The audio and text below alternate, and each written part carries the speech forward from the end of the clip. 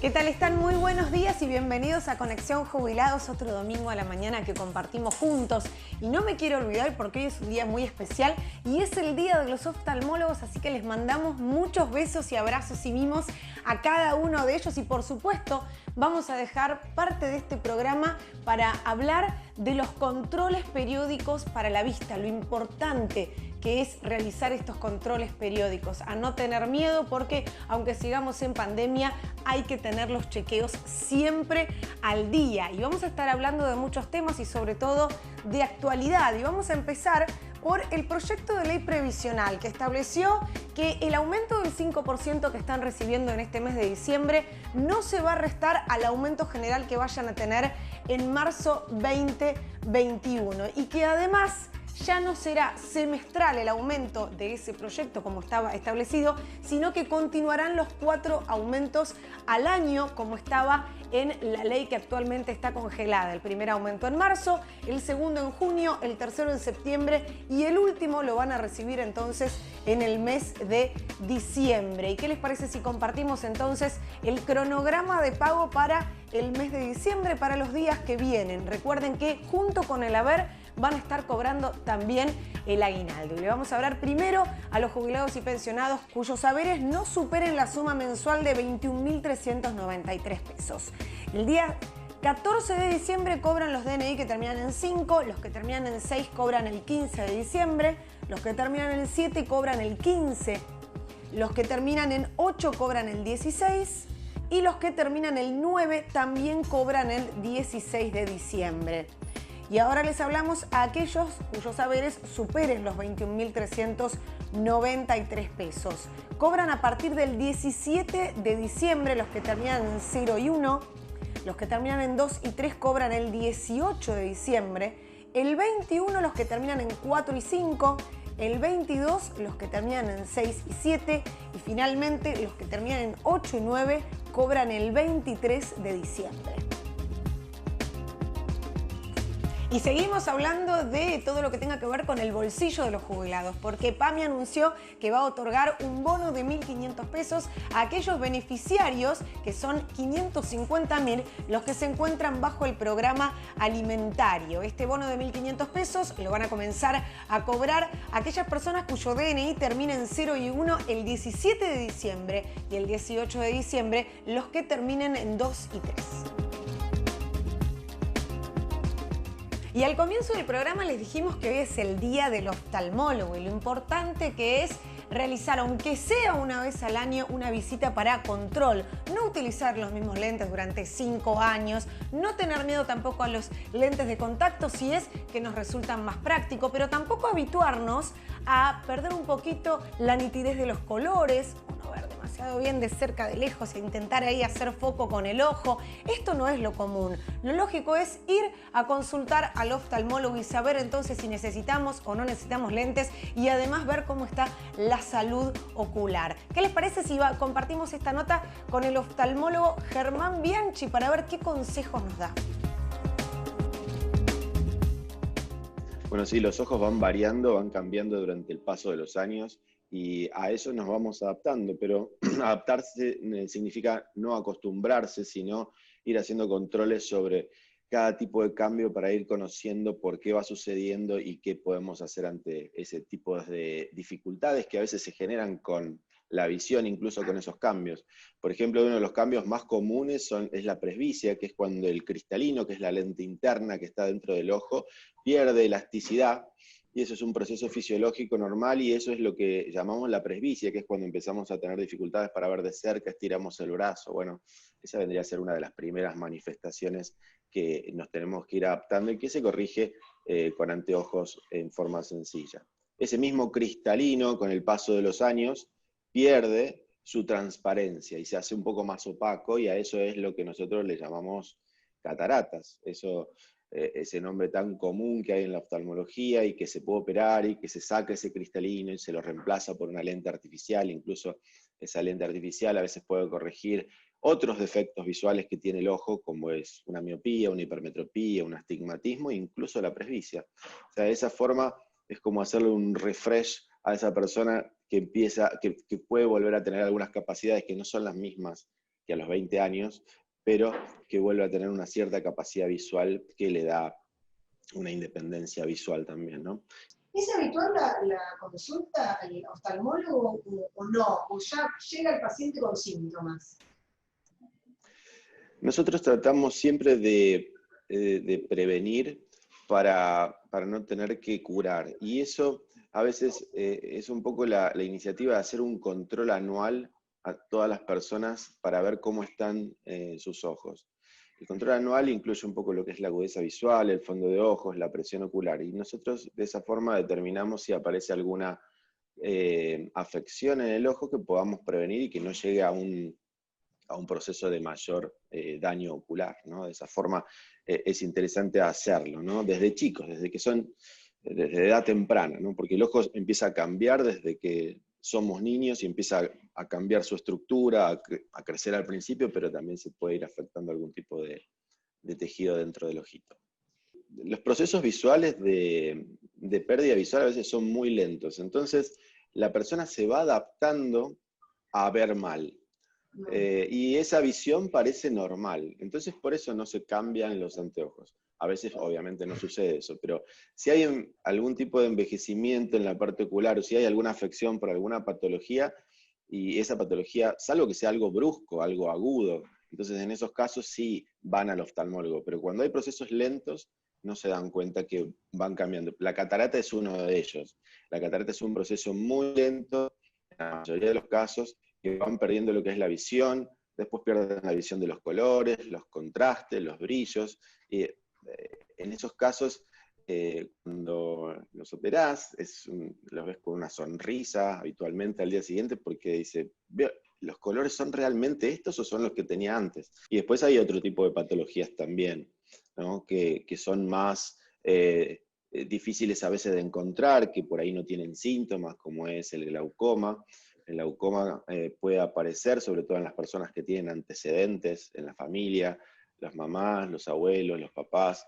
Entonces esas personas deben controlarse habitualmente, una vez al año por lo menos, para tomar la presión ocular y determinar cómo está, porque el glaucoma es una patología silenciosa que va afectando en forma lenta, pero ese es el ladrón hormiga que va sacando un poquito cada día. Entonces va achicando el campo visual y cuando se dan cuenta es demasiado tarde, ¿no? En estas épocas de pandemia hemos perdido mucho los controles de los pacientes con glaucoma por las causas que ya conocemos, que es la cuarentena, entonces hay muchos casos que han avanzado, que no se han podido ir a comprar las gotitas, bueno, es importante ese tipo de controles, ¿no?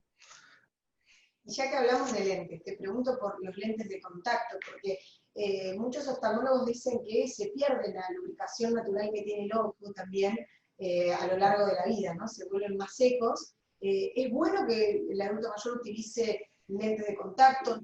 Una lente de contacto es una ayuda visual, también es un cuerpo extraño en el ojo, o sea, debemos tener muchos cuidados de limpieza, sobre todo cuando la edad es mayor, porque las lágrimas están en menor cantidad y también en menor calidad. Y esos dos aspectos, digamos, hace que necesitemos una lubricación extra para tener los lentes y tener mucho más cuidado, porque en la lágrima no solamente ayuda a lubricar, sino que también tenemos defensas, hay inmunoglobulinas, hay defensas ahí que ayudan a defender de las bacterias que viven habitualmente a veces en los ojos, pero bueno, de esa forma tenemos que hacer esos controles y esa limpieza diaria de las lentes y cuidarnos. Y también depende mucho de la tolerancia. A medida que van pasando los años, los ojos se van poniendo un poquito más secos y esa sequedad hace que la tolerancia vaya disminuyendo y por ahí no se pueden usar la misma cantidad de horas que se usaban antes.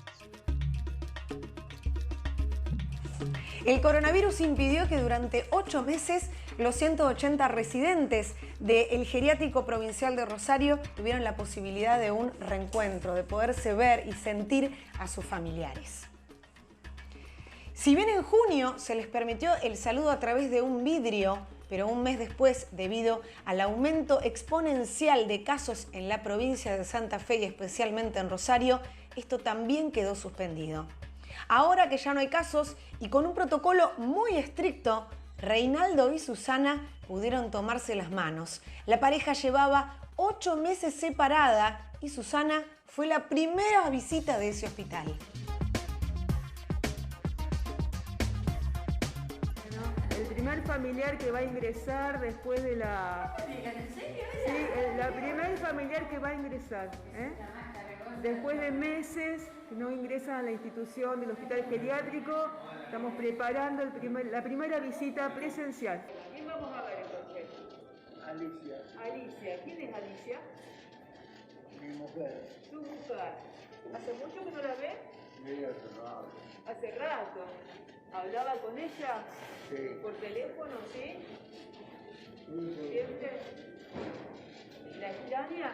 Sí. Sí. A ver, ¿quién está en naranja? Hola. ¿Quién está en naranja? Hola. Hola, ¿cómo lo ves? ¿No lo conoce? ¿No lo conoce? ¿Quién soy? A ver si nos sacamos algo, a ver si la conoce. A ver. ¿Vos sos Alicia? ¡Sí!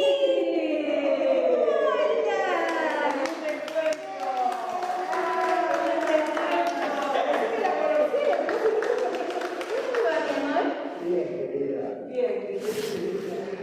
Bueno, Para.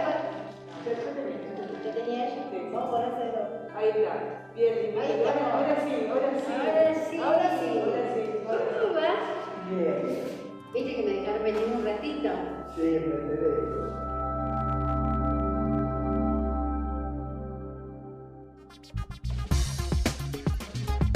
Y luego de 8 meses reapareció Mirta Legrand con motivo de una producción fotográfica de una reconocida revista argentina. Así se la vio. A la gente que la mira, si tiene algún mensaje para esa gente que la está esperando. Bueno, que me vean el 19. Ah, ya adelanta que vuelve entonces. Sí. Voy a hacer el 19 programa con Juanita, las dos juntas. ¿Tiene muchas ganas de volver? Sí. De hacer televisión, sí. De la gente sí, también extraño, porque bueno, siempre me saludan, muy cariñosos, me mandan besos. Pero me han mandado, mira, tengo los dedos mochos de tanto WhatsApp. He mandado y me han mandado tantos WhatsApp y tantas felicitaciones y bueno, y salió con Diego, salió ayer o antes de ayer salió que hice el programa con él muy lindo cuando hizo la noche del 10 y bueno, muy cariñosa la gente. Pero la gente se cuidan ellos, se hace bien, cada uno se cuida. La veremos entonces, Sí, Mirta. el sábado 19. Gracias. Dentro de mi casa uso también. Pobre Elvira, la tengo loca, ella también con barbijo.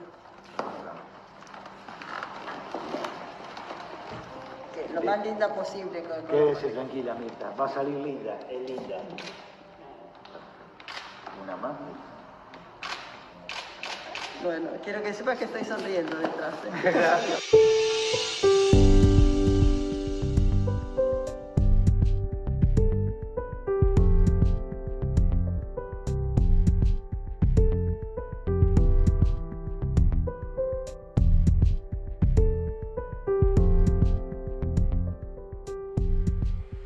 Y vamos a hablar nuevamente de un caso de estafas y hay que prestar atención y estar atentos. Sí, lo importante de difundir estas situaciones es que no te pase lo mismo. Esta vez ocurrió en Mar del Plata. Cayó una banda liderada por una mujer que engañaba y cometía entraderas a jubiladas de entre 62 y 91 años. Eran 8 los delincuentes. La policía ingresó a allanar sus casas y los detuvo de manera simultánea para que ellos no pudieran comunicarse y alertarse. La líder de 32 años vivía como una reina en una casa de 2 plantas con pileta climatizada, un mini gimnasio, obras de arte, joyas, relojes y mucho dinero. En los 8 allanamientos también se incautaron más de $28.000 y 120.000 pesos, además de armas de fuego. En los robos a los edificios, Los delincuentes tenían llaves clonadas y además algunos de ellos se hacía pasar también por falsos carteros. De esa manera tocaban timbre y cuando las víctimas bajaban, los empujaban y de esa manera ingresaban a diferentes departamentos.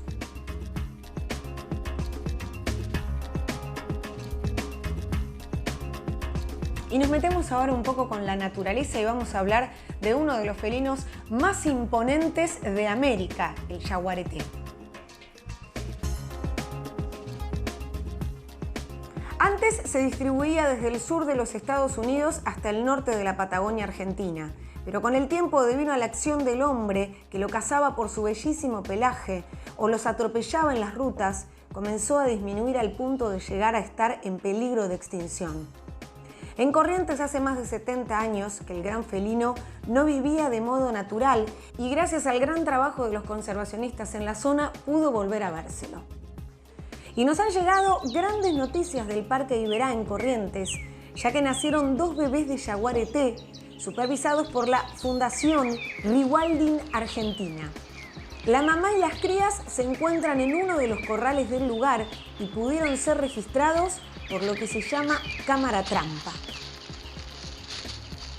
Bueno, este es un proyecto que está enmarcado dentro de los trabajos que hacemos en la Fundación Rewilding Argentina. En Iberá estamos realizando un proyecto de reintroducción de diversas especies que se extinguieron en el sitio hace ya varias décadas a causa del ser humano, ¿no? Entre todas esas especies estamos trabajando con el yaguareté, que representa el predador tope de este ecosistema, ¿no? ¿Cómo se dieron cuenta que habían nacido cachorros en el Iberá?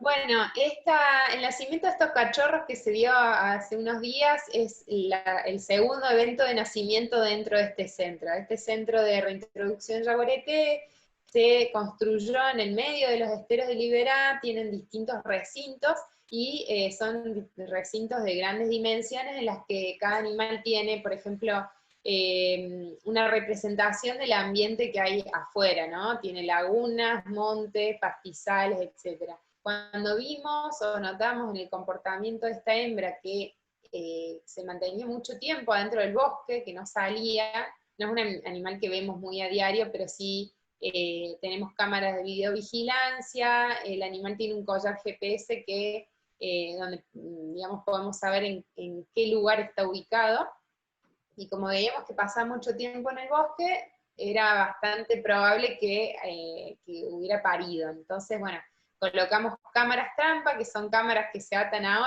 árboles, y cuando pasa un animal por adelante toma fotos o videos. Y bueno, al revisar estas cámaras, luego pudimos constatar que sí, se trataba del nacimiento de 2 cachorros, ¿no? ¿Cómo es el cuidado de los cachorros? ¿Ustedes intervienen, ayudan, colaboran de alguna manera en esa situación? No, la idea es que esta hembra, que tiene, digamos, todas las aptitudes para vivir en vida libre, se comporte como una hembra silvestre. Y es ella quien caza su propia comida y justamente los cachorros aprenden de ella a cazar, a vivir en vida libre, ¿no? Así que sí, la intervención con ellos es mínima. Bueno, obviamente el nacimiento de cachorros en todos los proyectos que hacemos es clave, porque significa que estos animales se están reproduciendo, y en el futuro van a generar una población sustentable, es decir, que el ser humano no necesita liberar más ejemplares, sino que ellos mismos van a reproducirse cuando haya un número suficiente, y que luego esta población va a crecer. Así que sí, con los cachorros, obviamente están todos los ojos puestos en ellos, si bien la manera de monitorearlos es así, más a distancia, ¿no? ¿Por qué está en peligro de extinción? Bueno, el yaguareté en Argentina está en peligro crítico de extinción, se estiman quedan aproximadamente 250 ejemplares, lo cual es muy poco, y es una especie que en el pasado habitaba incluso hasta la mitad, digamos, del país, un poco más al sur, ¿no? Al norte de la Patagonia, digamos. Y ha ido perdiendo no solo su hábitat, obviamente por la destrucción, deforestación, creación de ciudades, de fragmentación, digamos, pérdida de ese hábitat, sino obviamente por la cacería. ¿Qué representa la extinción de una especie para el ecosistema de un lugar? Bueno, justamente el yaguareté como tal representa una especie que se le denomina clave. Una especie clave es una especie cuyo rol dentro de ese ecosistema es tan importante que su ausencia, su disminución, genera un desbalance muy grande o un efecto muy grande dentro de ese ecosistema, ¿no? Y justamente como es el predador tope, es decir, el que está encima de la cadena alimenticia, el que él desaparezca genera, por ejemplo, que aumenten otros predadores más pequeños, como zorros, gatos, etc. Se generan más, por ejemplo, enfermedades por las altas densidades, o afectan más la vegetación porque comen más. O sea, es un desequilibrio muy grande, y justamente por eso es que es importante, si están dadas las condiciones, que podamos recuperar al predador y que vuelva de a poco a balancearse el ecosistema, ¿no? Y hoy nos despedimos con una joyita, porque AGRA, la Asociación de Reporteros Gráficos de la República Argentina, presentó su muestra anual de manera virtual, la muestra del año 2019, esas imágenes que representaron un año que ya vemos tan lejano. En esta oportunidad, de un modo virtual, dadas las circunstancias, pero puede adquirirse también en formato impreso. Queremos mostrarles un fragmento de este catálogo de 180 fotos que reflejan mucho de lo ocurrido en ese 2019 que parece que pasó hace 1000 años. Si quieren verlo completo, pueden ingresar al canal de YouTube de AGRA o en la versión virtual, donde además de las imágenes se realiza una pequeña descripción del contexto en el que fue sacada cada una de las fotos.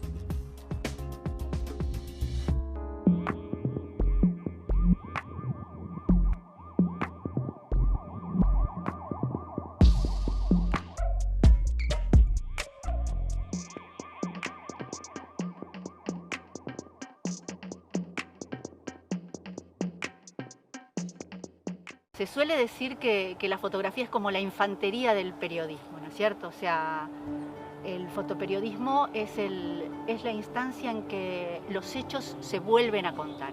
No solo sucede un acontecimiento, sino que ese acontecimiento es logrado congelar en determinada imagen y esa imagen queda para la historia. Es tan importante eso que no solo sirve aquella foto que fue elegida en ese momento como clave, como síntesis del acontecimiento, sino que sirven aquellas que también fueron descartadas.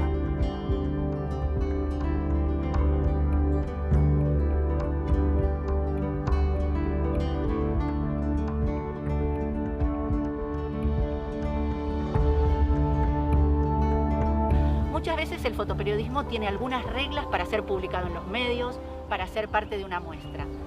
Lo que queda del fotoperiodismo como archivo es clave para la historia.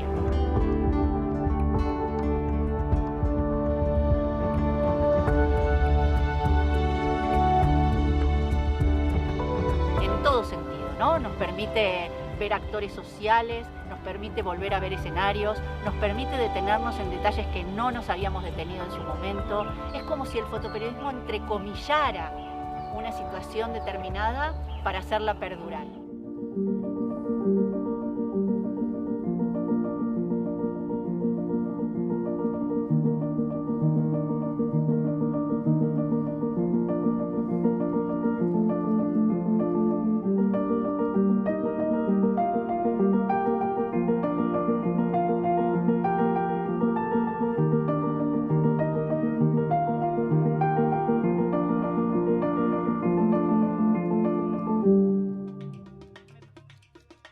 Y con estas imágenes nos despedimos hasta la próxima semana, cuando nos volvamos a encontrar por la pantalla de Canal 9 aquí en Conexión Jubilados. Recuerden que pueden seguirnos a través de nuestra página de Facebook Conexión Jubilados o a través de la página oficial del canal www.el9.com.ar. Que tengan un hermoso domingo.